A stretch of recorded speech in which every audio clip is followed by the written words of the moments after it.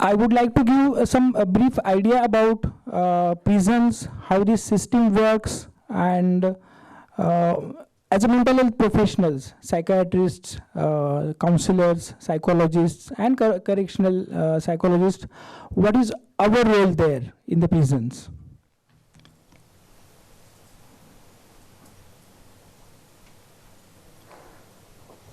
So who is prisoner? The prisoner, he is the one who is kept in the prison for because he is in some conflict with the law, because he has committed some crime, and that's the reason he has been put up in the prison.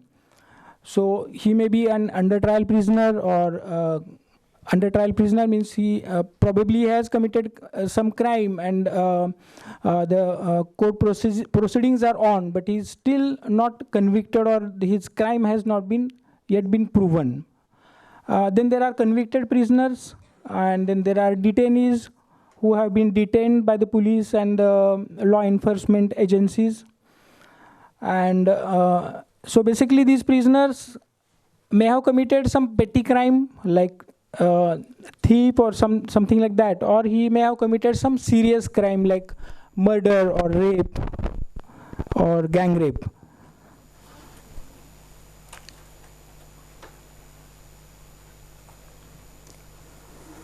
So these are various types of offenses that these inmates have committed, right from murder, rape, attempted murder, theft, robbery, and offenses under NDPS acts and many such acts.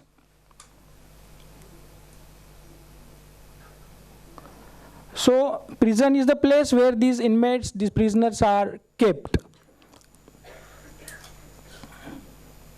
So here is the number and the percentage of convicts, prisoners inside the prison. And if you look at the percentage, those prisoners who are in lifetime sentence, they are the maximum number. That is 54% are prisoners who are in life imprisonment. And yeah, so they will be there for more than 14 years, or at least 14 years. And as a counselor, as a correctional counselor, there is a lot that we have to do there, and there is a lot that we can do for their well-being.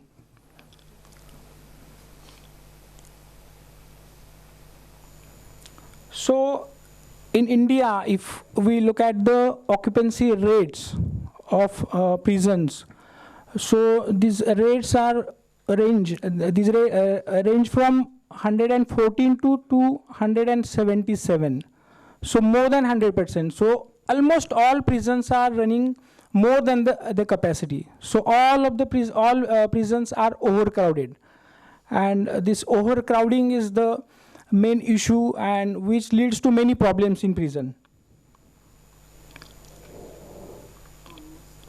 Because of overcrowding, a lot of unrest goes on there. People don't have a place to sleep, and that leads to fights among them.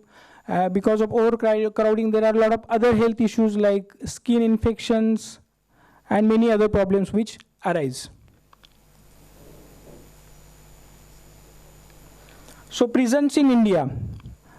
So Indian prisons and their administration, it is a state subject. It has been governed by the Prisons Act 1894, and there are prison manuals with each government, state government, and these prison manuals are followed for day-to-day functioning of the prisons. We won't go much into details of all these. So here there are three broad principles regarding imprisonment and custody, and these are laid down by the Supreme Court. So first is a person in prison, we should see to that a person in prison does not become a non-person. He does not become a vegetable. So even if he is in prison, he remains productive, he leads a meaningful life, and he does some job, he earns some livelihood there.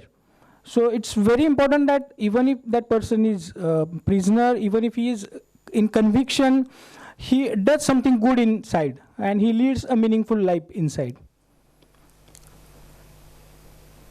Second thing is, a person in prison is entitled to all human rights within the limitations of imprisonment. So all the human rights which are there, every prisoner is entitled to get. So we cannot deprive any prisoner from the basic human rights. And then the third thing is that there is no justification for aggravating the suffering already inherent in the process of incarceration. That prisoner is also already in the prison, and he is suffering because of that. He is away from his family, his freedom is taken away, and so we cannot, aggravate that suffering more.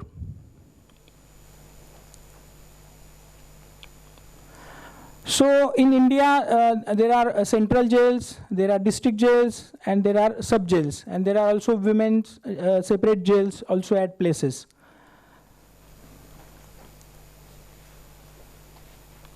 And according to some data, under trials, there are 77% of the under trials who are there, and they are awaiting their trials for more than 2 years. And there are only 22% who are convicted in the prisons. So the large chunk of prisoners are the under trial prisoners, so who are awaiting their trial, who are not yet proven that they are guilty, and they have not yet awarded any punishment. So they are in a limbo.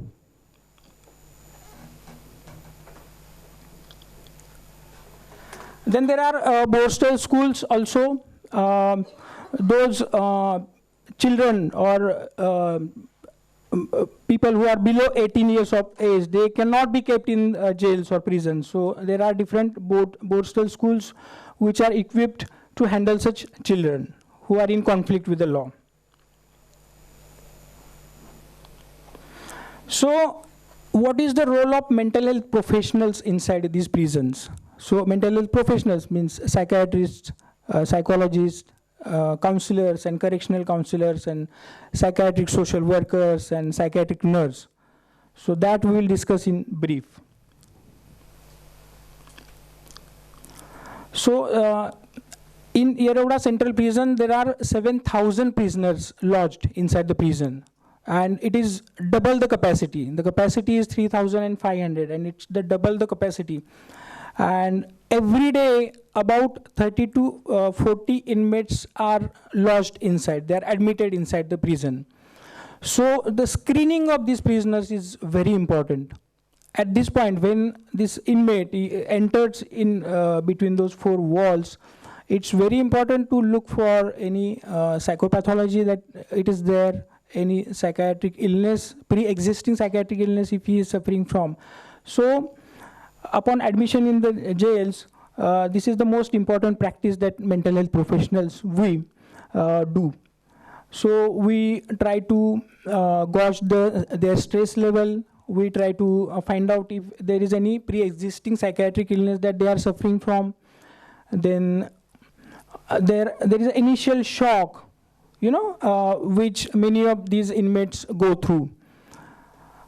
So we need to segregate these inmates in different zones where we can carry out regular counseling sessions to help them, deal with this stress, to help them come to terms with the fact that they are in the prison.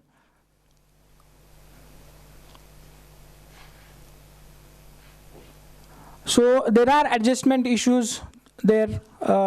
Many a times, many people have never even imagined in their wildest of dreams that they will be in prison someday. So it's very difficult thing to digest or to accept that they are in the prison. And there are inmates from all socioeconomic strata, right from wealthy billionaires to the poor, and highly educated doctors, engineers, and builders to illiterate people. So the whole strata. So these adjustment issues arise, and our role is to help them to deal with that and help them adjust the prison situation, prison surroundings. Yes. Then there are inmates who, are repeatedly commit crimes, and they are like repeatedly entering inside the prisons. and we need to deal with them differently. Then there is suicide risk. So initial 24 hours is very critical. When they are acutely and severely stressed up, there is likelihood that they might end up, committing suicide, or they will harm themselves. So it's very important that we keep an eye on them. Then another important point is a substance use disorder. Now this is very important and very common problem that many of these inmates are indulging in. Right from alcohol, cannabis, and other hard drugs and brown sugar. I will say out of that 30 to 40 inmates that who enter inside, at least I will say 10 to 12 inmates are involved in some kind of addiction. So their treatment, their withdrawal management is very important, and many a times they are not in their senses, they are disoriented, they are not aware that they are in the prison, and providing medical care to them is very important.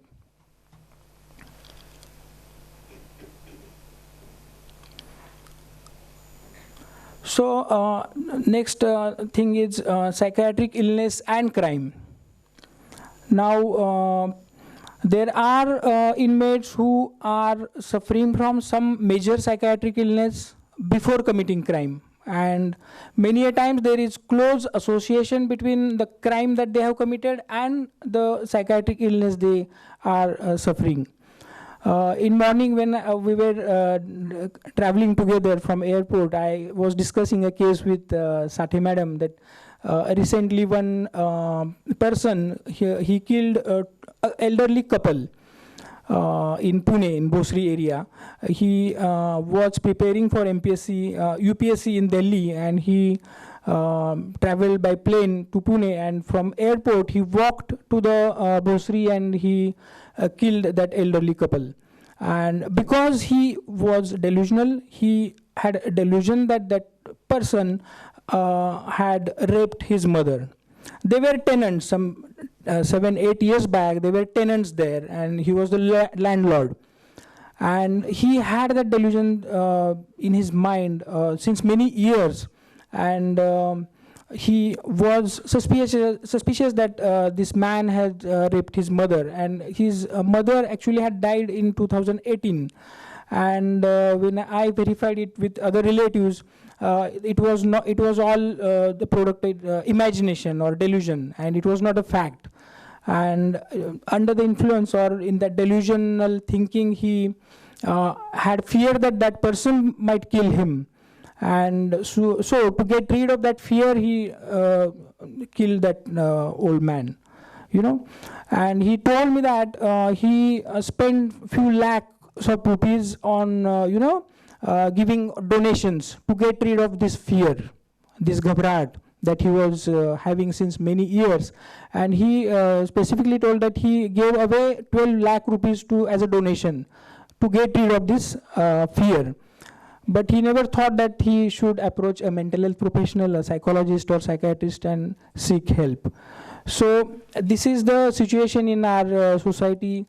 The awareness is still a big problem and a big challenge for all of us, to overcome. People are still not aware about mental illnesses, and they still feel stigmatized, and going to a psychiatrist or psychologist is looked upon as something very disgusting or insulting or humiliating. And so people try not to, or try to avoid seeking help, and instead they go to some faith healer and do something which is not at all useful. So in Yeravada Central Prison, we have a ward, psychiatric ward, where there are about 50 patients who are suffering from these chronic mental illnesses like schizophrenia, then intellectual disability with psychosis, then bipolar mood disorder, epilepsy, depression, then impulse control disorder, and like I said, various addictions. So these are the inmates who are there and who need the most attention of psychiatrists and counselors. So we are there helping them try to deal with that illness and try to treat and helping them recover from their illness.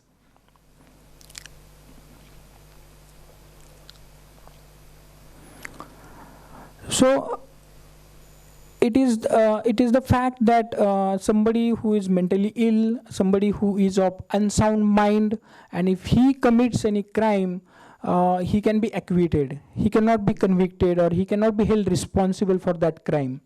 You know, this main three, or the criminal intent. When mentally ill person or schizophrenic patient was killing his neighbor, he is not aware of the consequences. He is not aware what is he doing and what will be the consequences after committing that crime. So these psychiatric illnesses and crime, I mean, I come across many patients inside the prison, and so in these cases, in the court of law, burden of proof lies with the accused and his lawyer. So his lawyer has to prove that this person is mentally ill, and because he is schizophrenic and he was delusional, he killed somebody else. So this is the burden which lies with accused, and in many cases, sadly, it does not happen.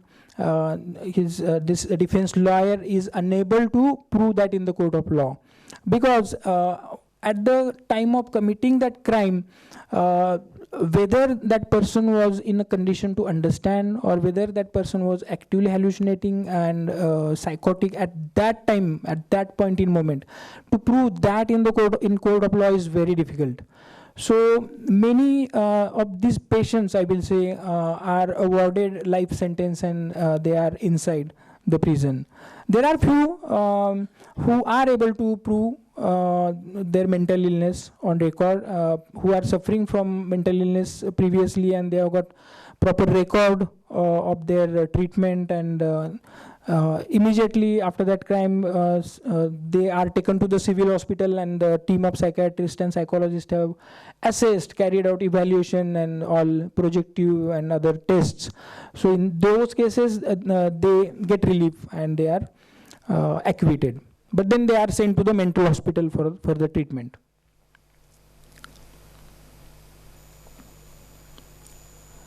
Now, this is the second part which I deal with very regularly. So psychiatric illness developing after committing crime. So these kind of inmates are also there who get depressed, who go through a lot of guilt after committing that crime, and they get suicidal, they try to end their life. Sometimes they break down into psychosis, they start hallucinating, they start seeing the person whom they have killed, and they hear voices of that person calling and threatening and all that. So many of these inmates, they develop psychiatric illness, major psychiatric illness afterwards. See, anxiety, insomnia, mild depression is very common, which we see in day-to-day OPD there. But people developing major psychiatric illness are also there, and we treat them. We conduct counseling sessions for them, and try to help them to lead a comparatively normal life inside the prison. So here comes the topic, that counseling versus correctional counseling. So in prison, what do we do? So since our discussion, you must have become aware that it is not only the correctional counseling that is going to help them, it is the counseling by and large, helping them adjust their prison life, or if somebody is in the grief, if somebody loses his parents or mother, and he's unable to attend those last rituals because he is in the prison. So helping that inmate deal with that grief is also a part of counseling that we do. Of course, correctional counseling is very important, and with correctional counseling we try to change the way that that criminal thinks, the way he behaves, and fixed thought patterns that have been developed inside that criminal, we try to change, we try to rectify with the help of cognitive behavioral therapy and other modalities of therapy. Yes, that we try to do. And so the basic psychological needs are reaching mental peace. Now since that inmate is there, inside those four walls, and he doesn't have access to phone, he is not able, his relatives are not near him, he is unable to work, so he has lost his job, and financial loss subsequent. So helping that inmate to reach a mental peace. Now this is the fact that you are here, and the trial is going on in the court, so there is no, you don't have any other choice but to live here peacefully and do something productive, is what we try to tell them when we are conducting counseling sessions. And second thing is the interpersonal harmony. That is very important, because a lot of interpersonal conflicts happen inside the prison. A lot of fights and riots keep on happening. So maintaining this interpersonal harmony is very important. So counseling is skilled and principled utilization of the therapeutic relationship that that develops between a therapist and that client, and to facilitate the self-knowledge, emotional acceptance, and growth and optimal development of personal resources. And aim of counseling is to provide an opportunity to work towards living more satisfactorily and more resourcefully.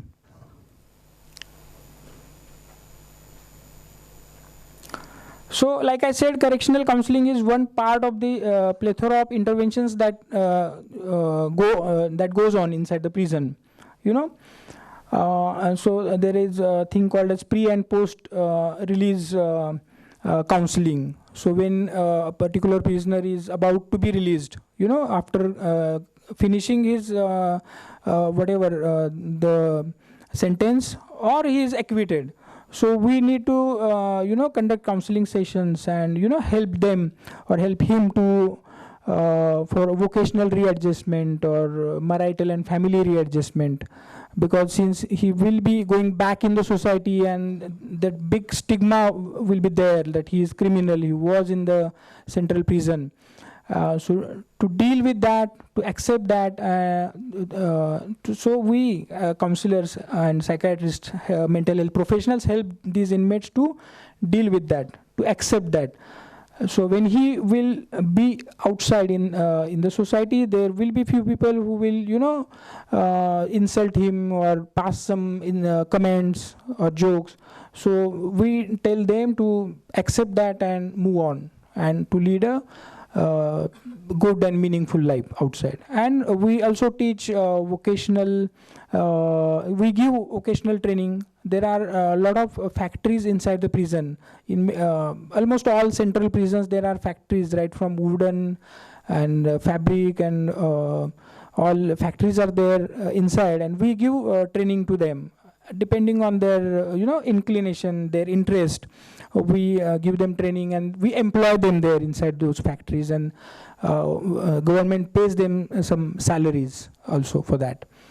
So after going outside in the society, they try to continue with that work. And even now prison department has started has a tie-up with Bank of Maharashtra, and is very proactive in giving loans to these personal loans or business loan to these inmates when they come outside, so that they are able to earn their livelihood and do something meaningful and productive that will support their family, and they will stay away from crime. That is the basic concept. Help them or help him to for vocational readjustment or marital and family readjustment, because since he will be going back in the society, and that big stigma will be there that he is criminal, he was in the central prison. So to deal with that, to accept that, so we counselors and psychiatrists, mental health professionals help these inmates to deal with that, to accept that. So when he will be outside in the society, there will be few people who will insult him or pass some comments or jokes. So we tell them to accept that and move on, and to lead a good and meaningful life outside. And we also teach vocational, we give vocational training. There are a lot of factories inside the prison. In almost all central prisons, there are factories, right, from wooden and fabric, and all factories are there inside, and we give training to them depending on their inclination, their interest. We give them training, and we employ them there inside those factories, and government pays them some salaries also for that. So after going outside in the society, they try to continue with that work. And even now prison department has started, has a tie-up with Bank of Maharashtra, and is very proactive in giving loans to these personal loans or business loan to these inmates when they come outside, so that they are able to earn their livelihood and do something meaningful and productive that will support their family, and they will stay away from crime. That is the basic concept. Counseling, like I said just now, is to reduce recidivism, to reduce the person committing crime again and again, habitual crimes. So that is the main goal of this correctional counseling, to bring about positive change in that inmate and or prisoner, so that he does not indulge in these illegal activities conflicting with the law, and he responds in a pro-social way to the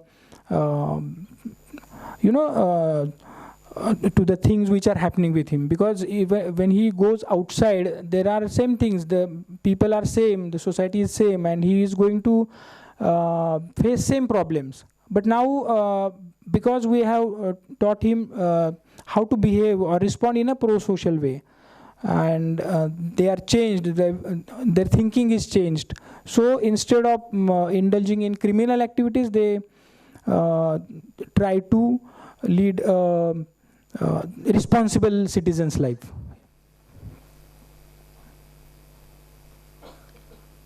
So apart from this reduction of recidivism, like I said, to help these offenders balance their important relations, that is one aspect. Then understand and overcome their internal and external conflict. That is also very important, because there is some internal conflict going on in that person's mind, and there are ramifications because of that, and that's the reason he commits that crime in the fit of rage, so to understand that and to overcome this conflict and reduce that gap is counselor's role.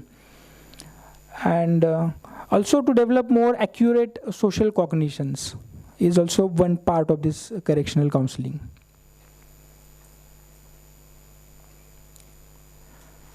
So criminal, in a way, he is a mentally sick person who shows deviant behavior due to causes that can be social, environmental, and psychological. I won't go much in detail about this. So criminal is incapable of reacting in a normal way to provocations, frustrations, and day-to-day life happenings, and that's how he is indulging in some unlawful or illegal activities. So he reacts in a maladaptive manner, and here comes our role as a counselor to help him understand, help him, we try to show him a mirror. Say, this is how you are behaving, and this is where you are committing mistake or error, and you need to change that. So we try to help that inmate to change these maladaptive behavioral patterns. So, if you now talk about etiology of the crime, so most of the things go back to the childhood. So there are some childhood traumas, childhood sexual traumas, or alcoholic father abusing child's mother, or adolescent whose parents are justice involved, who are criminal themselves and who are absent from the house.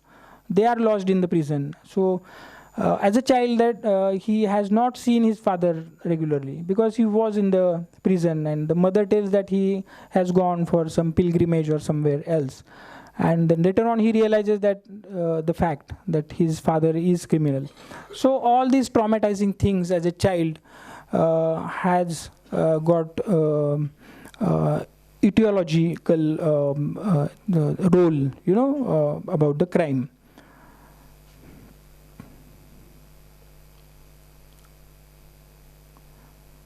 We'll skip this. So how does correctional counseling helps? So first thing is that it develops a therapeutic relationship that is the case with every counseling session. And this there is trust and openness in this therapeutic relationship, and the inmate is helped to work through his interpersonal and intrapersonal problems, his emotions. He's helped to deal with his emotions, and he's helped in crisis situation. Then there is thought blocking, there is guilt feeling which comes after committing a crime, and as a counselor we help them deal with that. So like I said, it is a teamwork. It's a team of psychiatrist, psychologist, counselor, even medical officers are involved, psychiatric nurse, and even the probation and parole officer, the police and officers, jailers and security officers. So all are involved, all should be involved in this process of correctional counseling, and that does happen. But it should be more systematic. In India, we are, the resource, the manpower crunch which is there, and it is not happening the way it should be happening. There should be a proper training of these police, these officers, to understand what is psychology, what is counseling, and how we can help that inmate with help of this knowledge. So, I mean, we are at very nascent stage if we compare it with West, and a lot needs to be done. But those who are working, they are doing their best and trying to improve the situation.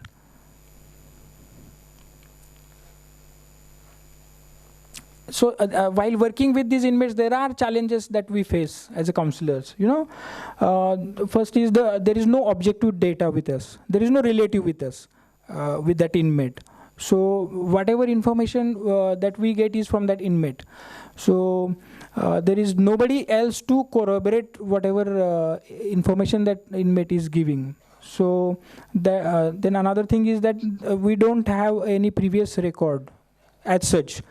We try to get that record, but we are not successful in each and every case. Because in many cases, there are relatives who are involved in that. I mean, when that inmate, criminal, has committed that offense against his family members, so how that family would cooperate in all this process? They will not cooperate. Another thing is that, as I said, working with this police, because their job is security and maintaining that law and order and discipline. So making them understand this, our perspective, psychological perspective, becomes hard sometimes. So that is a challenge. And another last troublesome challenge that we face is this: manipulative and malingering inmates. So these manipulative inmates, there are many. So they try to, they approach us, and they come up with some symptom profile of depression or psychosis or schizophrenia, and they want to get benefit out of that. They try to make record of psychiatric illness, and so they fake these psychological symptoms, and they want some kind of benefit out of that in the court of law. So this is the hardest part, I will say. Many of these inmates, they approach us every day, and they try to threaten also sometimes that they want this certificate. They are depressed and they want this certificate. So dealing with that is a challenge itself. And then, yes, we have to take help, security people, police people. But by and large, attitude of these inmates towards us as a mental health professionals is, I will say, healthy. They generally don't threaten us because we are the only point of contact. Whom we are the people who listen to them. We give all ears to them. Because police people, the security and jailer, they are just concerned with their discipline. They come with that danda. But we are the people who listen to them, who try to understand their problems and try to suggest solution or some answer to their problems. If somebody's relative is not visiting, then we refer that case to the social worker who contacts their relatives. So we try to find out some solution so that he lives peacefully and his mental health remains good. So generally speaking, they don't harm us, or they don't have any negative attitude towards us. Now there are challenges for inmates. Of course, freedom is taken away, they are away from family, their job is at stake, there are financial problems or hardship that they have to face, their family and they. And because they are inside, the family is outside. So who will take care of their family? So these are the questions and challenges that they have to face. And there are few people who are innocent, but because of something goes wrong and they are put inside the prison. Like I'll just give an example. So this 28 years old man, he was a history sheeter. He had committed some petty crimes of thefts and all that in the past. But in one particular case, police they brought that person inside the prison, and only on the basis of suspicion, and only because that case was long pending, and police were under pressure and they wanted some development in that case. So then these history sheeters, these police people, got hold of them, and they bring these people to the prison. So then naturally that person's reaction will be very terrific. He will be in distress, and he may get suicidal. So that is a challenge for them also, and we need to understand that.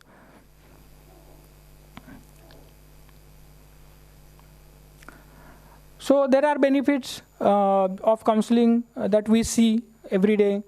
Problems are sorted out through readjustments and restructuring of their values and beliefs, and it helps to bring out the in few inmates that brings out the unexplored and hidden potential in these inmates.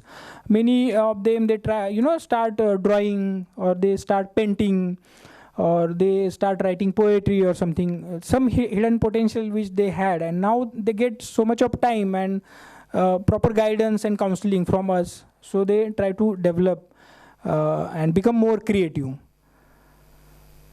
And many communication problems among the inmates are also solved because of this counseling. Then conflicts, frustration, tension, all are resolved, and in a very constructive and socially adaptable manner. So like Dr. Bakshi was telling in the morning session, so these are the criminals and who have committed some heinous crime like rape and murder. And I mean, as a human being, our first reaction would be like, I mean, what the hell? Why should I help him? He's the one who has raped or who was involved in gang rape, and why should I help him? So we should keep all that away, and for us they are a client or a patient, and we are a counselor who are going to, or who is going to help them. So we have to look beyond that and treat that person as a human being, even if he has committed a heinous crime. So many a times he is just under trial, it is not proven, and even after proving, even if he is convicted, still as a counselor, our role is to help him. There were 2 inmates who were on death row, for gang rape, and the black, and their what we call their black warrant was issued. So in next 14 days they were supposed to be hanged till death. So as a psychiatrist, as a counselor, it was very important to help that or those 2 inmates to deal with that. So every day I used to visit them and try to understand their feelings, and they had many different thoughts. Like one was saying that anyway I'm going to die, so what I'll do, I'll kill 2-3 people around, inmates or police, whom I have grudges on, some police or jailer, so I have grudges on him, so better, anyway I'm going to die, so I will kill him and then I'll die. So these are the different reactions that these inmates have. Or many of them, they get suicidal. So they will say that, why should I wait for 14 days? Better I will kill myself today. So these are the reactions, extreme reactions, I will say, that are exhibited by them, and we as a counselor are there to help them, and our role is to treat them as a human being first.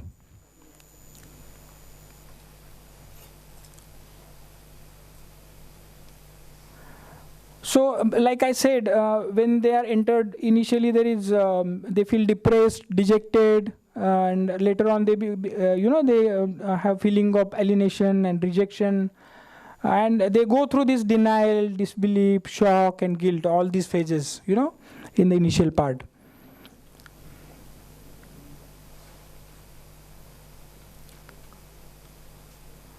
So I'll skip this.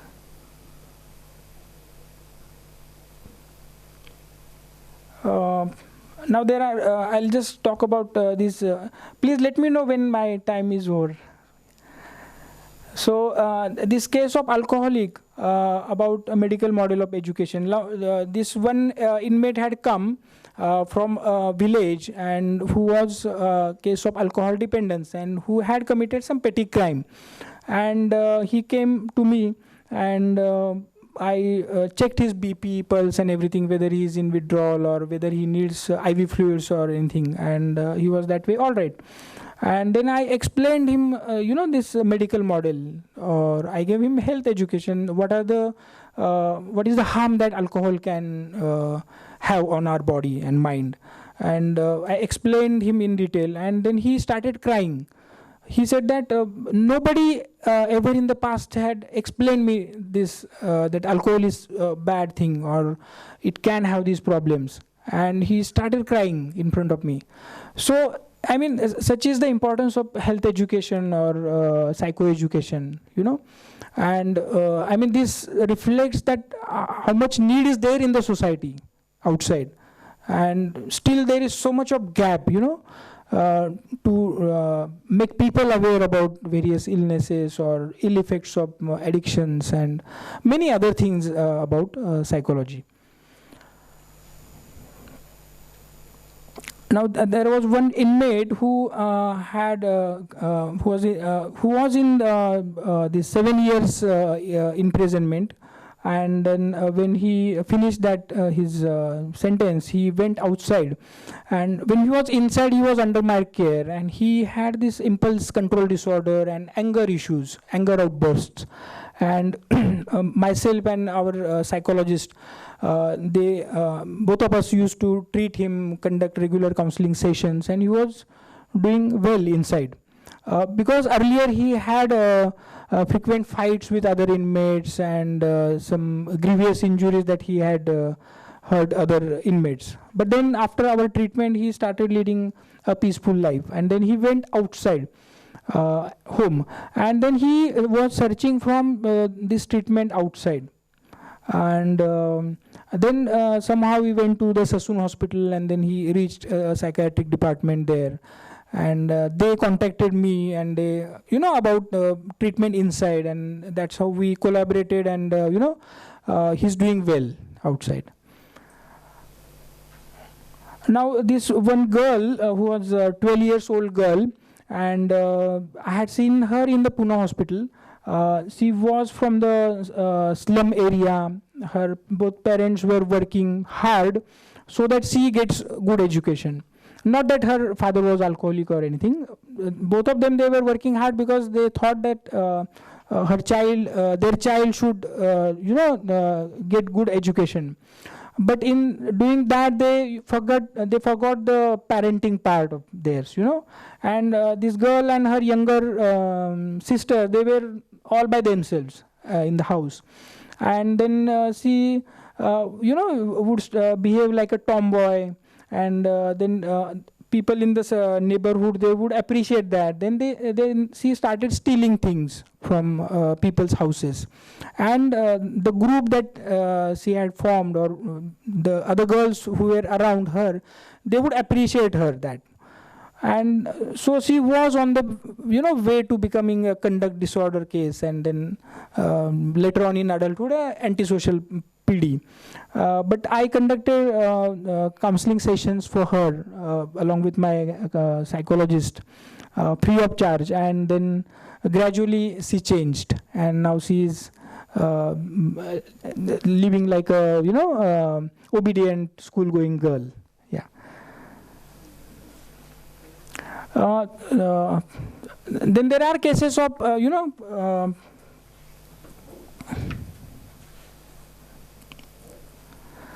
I will skip the few cases now. We'll move ahead. And I'll discuss this case of suicide in prison. This 35 years old inmate, he was a school teacher previously, and he was in life imprisonment for killing his wife had an extramarital affair. And he, in the fit of that rage, he killed that person. And obviously he was punished for that. And then the wife, she got married to some other man later on, and he came to know, since he was inside, and their mulaqat comes, their visit comes, and then this relatives told that your wife has remarried now.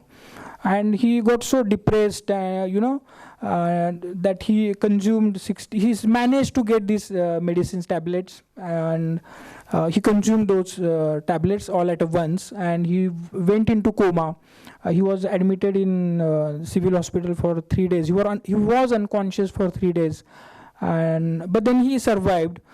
He came back, and then he on one Sunday morning, he immersed his head in this water tank, and then he died by suicide. So he had decided that he wants to die.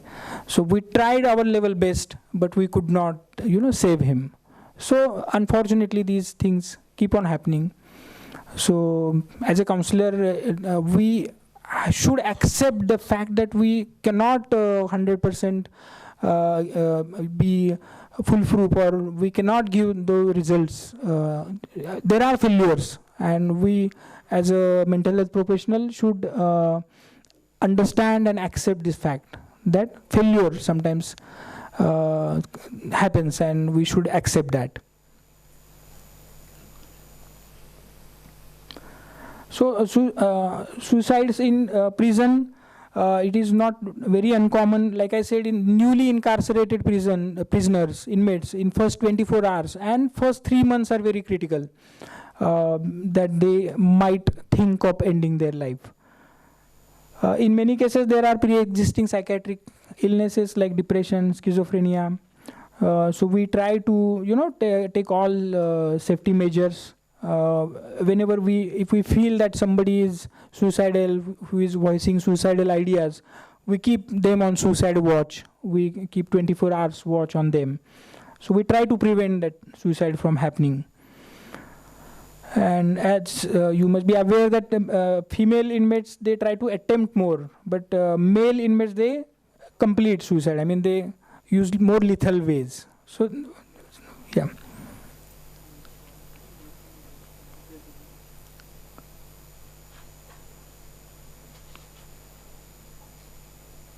So these are the risk factors for suicide. I'll just rush through it. And there is this jail suicide assessment tool that we use in jails while assessing these inmates for suicide risk.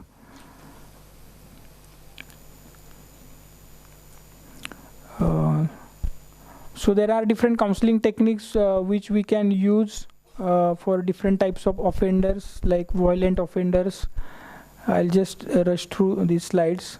And as you must be aware that female inmates, they try to attempt more, but male inmates, they complete suicide. I mean, they use more lethal ways. So, yeah.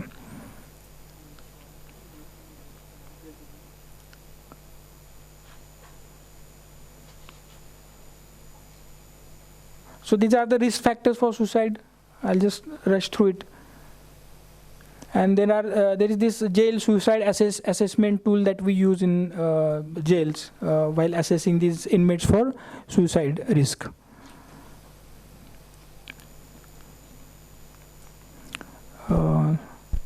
So there are different counseling techniques which we can use for different types of offenders, like violent offenders. I'll just rush through these slides. Offenders. I have already discussed these cases of death row inmates and the kind of psychology that they go through, or kind of thought process that they go through. Now this de-radicalization in prison, this is something which we have. This is a new pilot project which we have started in prisons. And those inmates who are harboring these extreme thoughts, extremists, religious and otherwise. So we try to de-radicalize these people. We try to change their thought pattern so that, the terrorism and the incidences of terrorism are brought under control. So, as you all are aware that Police Commissioner Kiran Bedi, who was a pioneer, and she worked so hard, and for the first time she started various prison reforms for rehabilitation of prisoners, counseling, yoga, meditation, vocational training, entertainment also, and extracurricular activities. So, this is my last slide. It is the individual who is not interested in his fellow men who has the greatest difficulties in life and provides the greatest injury to others. It is from among such individuals that all human failures spring. It's said by Alfred Adler, psychotherapist. Thank you.